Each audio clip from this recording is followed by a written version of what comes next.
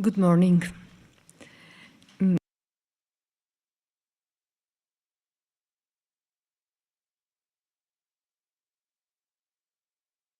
The organization are going to give this presentation. Our presentation, cover the following. I will begin exposing the current situation in our country in relation to the existing options for people to have a good end of life, this within the context of medical care. I will focus on what choices a person has today and what we still need to achieve. Dr. Amparo will then focus on the major recent achievements and projects of our organization. In Mexico, we have achieved important legal advances in 2008 for patients to have a better end of life, including the process of dying, as well as the time of life that precedes that moment. Withholding and withdrawing life-sustaining treatment are allowed in Mexico City, the capital of the country, since 2008, and in all the country since 2009.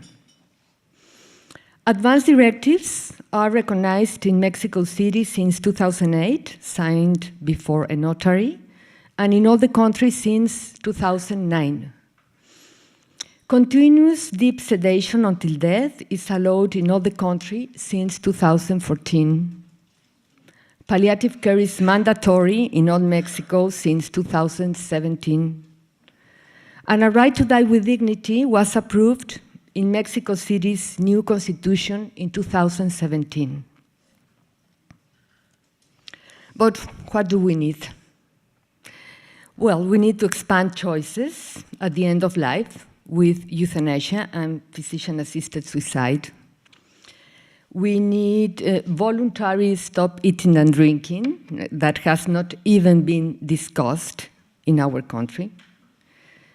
We need to correct confusions, ambiguities, and inconsistencies of laws in relation to withholding and withdrawing life-sustaining treatment and to advance directives, all of which have hindered its application. We need a societal change so death is no longer denied or ignored, allowing people to better think and talk about what they want at the end of life in a timely and opportune manner. Doctors must receive training to better understand and meet the needs of patients at the end of life. And we need further development of palliative care so more people can receive it, and with better quality. The fact that it is mandatory does not make it available to everybody who needs this attention.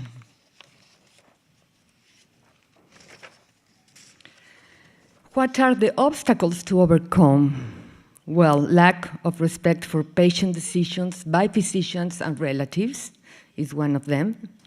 The opposition by religious groups on assisted death, mainly Catholics, with attempts to frame public policies according to their belief systems in a secular country. And the intolerance in society that denies people rights to hold different ideas about life and about the end of life. The good news. Last year, the right to a dignified death was approved in the new Constitution of Mexico City. Contrary to what the media reported, euthanasia was not approved. However, the right to a dignified death may be a legal basis to approve assisted death in the near future.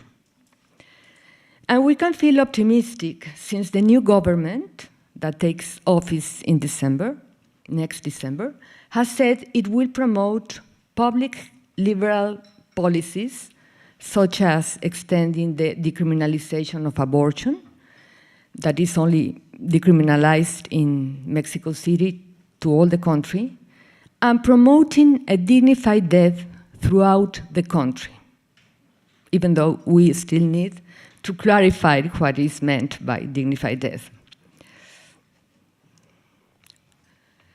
Work still to be done. We need to be clear about what kind of help the law refers to when prohibiting and punishing suicide aid, since we, in our organization and personally, receive requests from people who seek help to end their lives. We have to work on a bill to allow physician-assisted death, providing the arguments to support why it is necessary, the criteria for its implementation, and how it could be monitored. Very challenging, as that requires to specify which patients to be included, under what conditions, the function of special committees, and how each case would be approved. There are some other pending questions. Is it better to start using other terms when referring to assisted death, when referring to euthanasia? This would be in an equivalent way to how it was done in Mexico City when approving abortion that was renamed pregnancy interruption. Should we try in the law for assisted death patients with non-terminal illness, should we try to include in this law we want to promote, to include non-terminal illness such as patients with ALS or dementia cases, people of very advanced age who choose to end their lives in a peaceful and safe manner, and minors who may have extenuating circumstances? A more basic question: is it time and possibly more a strategy to avoid the medicalization of assisted death and move to another model in which dying in a peaceful, safe, and dignified manner should be seen as a fundamental right decided by the person most concerned? Or should we stay, for now, in the medical assisted death model and consider an achievement if euthanasia were only allowed for terminally ill patients, as this would be a first step to recognize the right to decide the end of one's life and have adequate help for this? Well, thanks.